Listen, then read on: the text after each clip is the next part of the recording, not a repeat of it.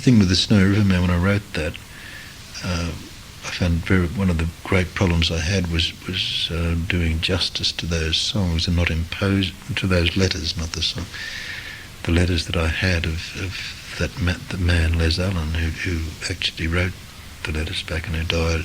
It's about his life. Not to sort of impose the political consciousness of a university graduate who's, or a romantic nostalgia either. Yes, yes. To be true to that, to that experience. With the song, the Smoky Steel City, the what I've been saying about the non-protest sort of thing, there being more to it than that. That song sort of developed out of that idea. There are so many songs that I've written about unemployment here in Wollongong and the way in which it's the injustice of it and so forth. What struck me about that song, or the thing that I was writing about there, was the way in which people were actually beginning to cope with it. I remember reading a book on the Depression, which down here by a fellow called Richardson, I think it was, which dealt with the way in which the sort of unions and the people were crushed for the first 7 or 8 years, and they began to reassert themselves. And I've seen here, I think in the last few years, a sort of people are beginning to cope better with the what is it, it's endemic unemployment here now. It's not, there is no way out of it. It's here forever. It's what, 52.8% youth unemployment in certain areas here, and that's massive. And you think about that, every second kid is unemployed. The way in which they're beginning to cope with that and to sort of develop instead of sort of sitting home and watching Days of Our Lives or whatever else, they're beginning to cope with it better and to sort of develop a real existence with some dignity, without seeing themselves as the lowest form of animal life or whatever. That, it seems to me, is an assertion of values in that sort of adversity, which sort of links back to the disaster of the Mount Kembla thing and the rest of it. But the way in which people do manage to cope with things like this, pretty terrible things that happen to them, and could destroy their confidence in themselves, do destroy their lives. I've just written a song about a boy who suicided, actually.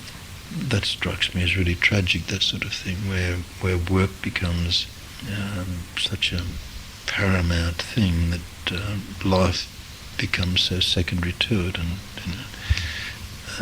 even without that sort of thing, without work and without money, there's still values in existence, and I'm afraid that many people weren't seeing that, and still aren't seeing that, but there's more of a sort of emergence and an assertion of the importance of the individual life, despite the lack of economic success or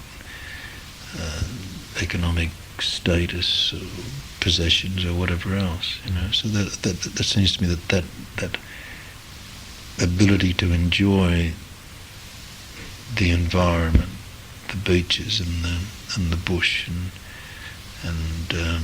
the people around you is something of real value, and that's something that didn't exist before, and something that has to be asserted now along with the protests, because no matter how successful the protests are, they're not going to change the basic reality of our changed society, in which people are just not going to be able to work in the same total numbers as they did, say, when I came out, when you could catch a train to the city from Cogra Bay or from Cogra, and you'd see all the way into the city all these factories with these signs up, positions vacant. You don't see those anymore. You still see some of the signs as you go in, but there's no machinists or fitters or whatever underneath it. Those things don't exist.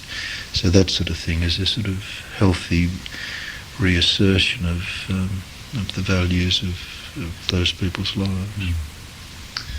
about security? Security. Well, that's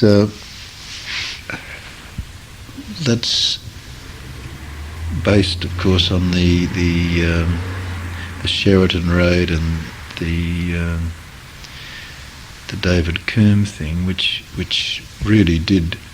I mean, it's a humorous song, but both of those things shocked me at the time. I've always been amazed at Dengate's ability to turn the most horrific things into comedy, and I think John referred to some of his songs that we did at a concert together once as his pot boilers, and I don't really see them as that. I think there's a real talent in being able to write songs on things like that and to make them humorous.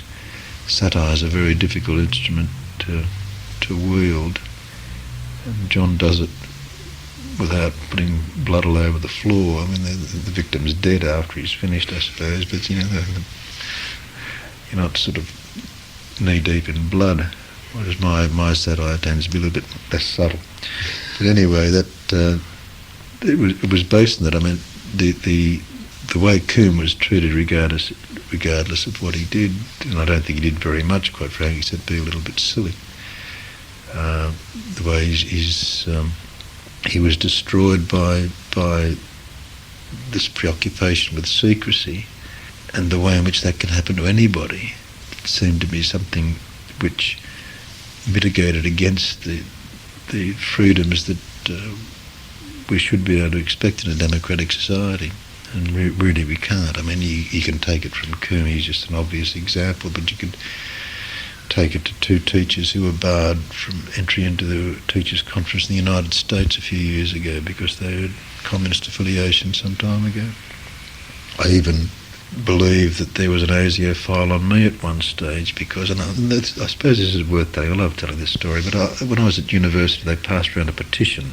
It was the Vietnam Action Committee, and I signed it, and you had to write your address down too, and I kept getting these things from the Vietnam Action Committee. I was on their mailing list, and I heard later, it was published I think in Honi Soit, I forget now, but that ASIO had infiltrated the Vietnam Action Committee, and they had the mailing list, and they sort of had files on the people concerned. So here I was, I'd merely signed a petition, and I could have been barred from getting a passport or entry into certain countries, because of that. The moratorium also was a case in point. I know people have dropped out of the moratorium because of that sort of thing, because they were afraid of that their academic careers could be affected by it. So even though it's meant to be meant to have a bit of a laugh at the security forces because they are ridiculous, and I mean I know stories from here where there are operations down here which were really quite comic in the trade union movement, but there's no need to go into those, I suppose. Most people know some ludicrous story about the ASIO or ACES. But it was meant to sort of present that as sort of an important aspect of, I suppose, why it's still a rich man's world.